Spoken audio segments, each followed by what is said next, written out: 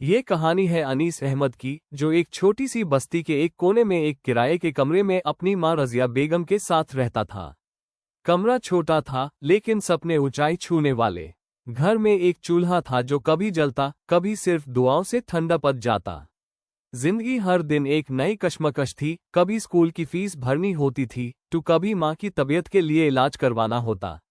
अनीस का सपना था डॉक्टर बनना, और वो नीट की तैयारी कर रहा था, लेकिन ना कोचिंग का पैसा था, ना प्रॉपर इंटरनेट। उसका फोन इतना पुराना था कि कभी क्लास के बीच में बैंड हो जाता, तो कभी वॉइस डिले होती। पड़ोसी से वाईफाई लेके ऑनलाइन क्लासेस अटेंड करता। रात में लाइट ना हो तो कैंडल जला के पढ़ता। माँ रोज सुबह एक सुहाग की तरह तैयार होती, लेकिन हाथों में मेहंदी नहीं, सिर्फ काम की लकीरें होती। जिसमें एक सिलाई मशीन थी जो रोज के किराए का भरोसा बन चुकी थी। जब बारिश होती थी, अनीस के पास स्कूल के शूज द, लेकिन माँ के पाउन के नीचे सिर्फ गीली मिट्टी। जब किसी ने पूछो, तुम खुद के लिए कुछ नहीं लेती हो? माँ कहती, मैं चप्पल बिना भी चल सकती हूँ, पर मेरा बेटा बिना पढ़ाई के नहीं जी सकता। जब अनीस थक जाता, स्ट्रेस में रोता, माँ सिर पे हाथ रख के बस इतना कहती, जो रात सबसे ज्यादा अंधेरी होती है, उसके बाद ही सुबह होती है, बेटा। कितनी बार उसने माँ को आधी रात तक सिलाई करते देखा, सिर्फ इसलिए ताकि अगले महीने की टेस्ट सीरीज का पैसा जमा हो सके।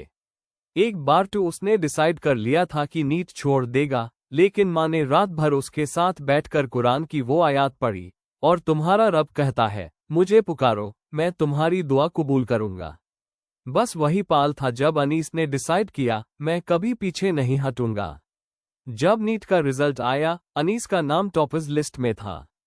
पूरा शहर हैरान था। लोग कहते द, वो जो सिलाई करने वाली का बेटा है, वो रैंक होल्डर बन गया। लेकिन माँ जानती थी, ये सिर्फ मार्क्स नहीं, सजदों का नतीजा था। अनीस जब अपनी पहली सैलरी लेके घर आया, तो सबसे पहले माँ के पैर धोए, उन्हें एक नई चप्पल पहनाई, एक सिलाई मशीन गिफ्ट की जो इलेक्ट्रिक थी, और एक कुरान का पाक जिल्द वाला नुस्खा दिया जिसमें अन दोनों का नाम लिखा था। माँ के लिए सबसे बड़ी निशानी। माँ रोटी जा रही थी, उसके आंसुओं में तकलीफ नहीं थी, सुकून था।